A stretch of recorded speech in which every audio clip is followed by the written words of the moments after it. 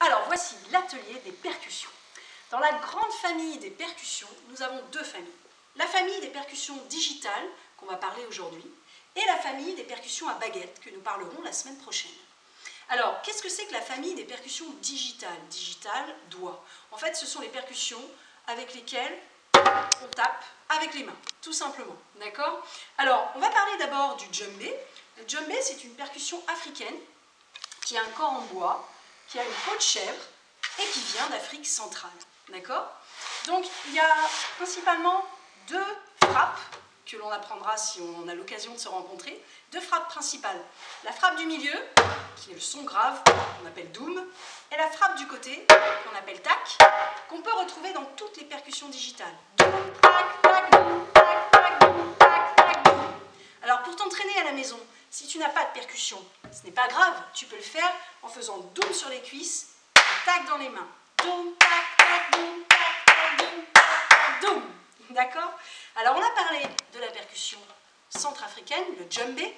Je vais maintenant vous parler de la percussion nord-africaine qui s'appelle la derbouka. La derbouka, à l'origine, elle a un corps en fait en terre cuite et une peau de chèvre également pour pouvoir taper dessus. Mais c'est une percussion qui est très fragile.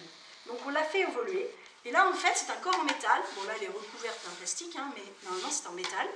Et une peau plastique qui lui donne aussi un son plus aigu.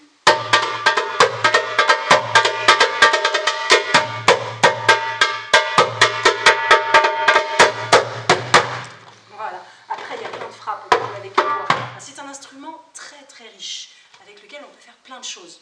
Mais nous, dans l'atelier découverte, puisqu'on n'a que 3 séances, on apprend les mêmes frappes que sur le djembé. Le doum, doum, et le tac. Tac, sur le côté. Hein. Alors, le jeu que vous pouvez vous amuser à faire à la maison, si vous êtes sur les cuisses et les mains, c'est de trouver, par exemple, doum, doum, doum, tac, doum, doum, tac, ou doum, doum, tac, tac, tac, tac, tac, doum. Alterner des dooms, des tacs, 1, 2, 3, 4 fois, 5 fois, 6 fois. À vous de jouer avec ces combinaisons, des dooms et des tacs. Si vous êtes à l'aise sur votre corps, vous serez très à l'aise après sur les percussions. Pas de souci. Alors, on a présenté cette derbouka-là, mais il existe aussi celle-ci, hein, qui est encore une autre forme. En fait, selon les pays, les instruments, on les retrouve, mais ils vont être un peu différents. Hein. Là, c'est encore un autre métal avec une peau plastique. Et vous voyez, le bord n'est pas du tout de la même façon. Hein. Celle-ci, c'est une derbouka turque. Je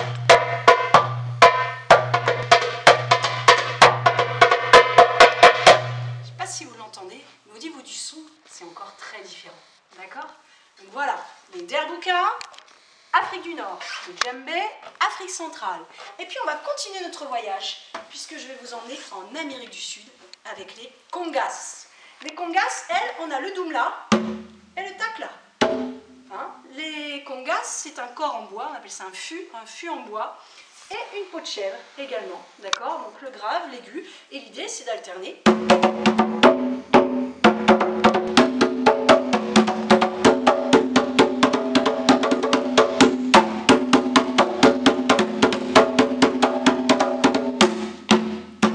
Voilà, donc idem, on peut toujours jouer avec le doum, le tac, ou alors le doum sur les cuisses, le tac dans les mains, d'accord? Alors avec cette vidéo, je vous enverrai des coloriages hein, en lien avec les différents instruments pour pouvoir les apprendre.